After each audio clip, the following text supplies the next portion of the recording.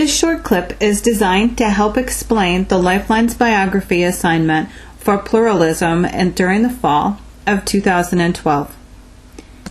I provided you with an example of a completed Lifelines biography, and as one of our classmates mentioned, it's a little confusing and perhaps looks a little messy. Well, that's because life is complicated, and hopefully the model that you see in front of you represents that sort of complexity. One of the things that I want to reinforce is that this is just a model of how you might choose to interpret the directions and portray your life across school, family, and social trajectories, and if you want to include career, you can. But one thing that I want to mention up front is the project objective. This activity is an opportunity for you to reflect on your life as a constellation of participation in multiple worlds. Some influencing others, some not. Some significantly influencing the development of your identity and the way you think about the world, others not. This project will encourage you to thoughtfully consider your life as a trajectory through, between, and within a multitude of worlds. The assumption is that each of these worlds has unique discursive features and may have influenced how you came to believe society operates, your role in the world, and the role of others, as well as the role of institutions. Oftentimes we have to learn who we are and our unique view of the world before we can begin to understand the perspectives of others. And after all, that's what this class is really about. The next slide, again, provides that model of a completed Lifeline biography. I'm going to go over the directions, and again, these directions are something that you can interpret how you choose to interpret. There are some things that I really do want you to do. And first of all, I want you to create lifelines that are meaningful to you. The example provided has 4: career, social, family, and school.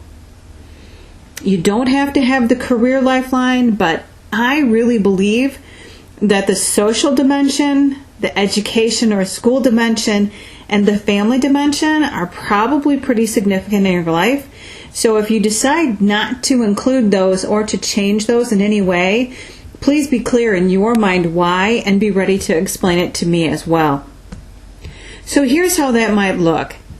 Putting those lines down on the paper, and if you'll notice up at the top, I've also kind of segmented things. I've got a lot more years to add onto mine than you guys do, but I've segmented mine into 3 different areas: birth to age 17, my 20s and 30s, and then the beyond 30s. Step 2, you'll want to plot the significant life events on the corresponding lifeline. So what I've done is I've gone through school here and kind of mapped out some of the background that I had in K-12 and then beyond K-12. You'll notice here on this top line I provided some information about, being an underachiever and graduating with a really low GPA and becoming a mechanic and those sorts of things. I also went through the family lifeline. And this has been very, very significant in my life. The things that I plotted out, you'll see a dotted line where what I've tried to indicate there was that this is a permeable line. My background is working class family, low SES, and SES stands for socioeconomic status. So that means we didn't have much money. I'm also an oldest child, and I have a brother who has disabilities.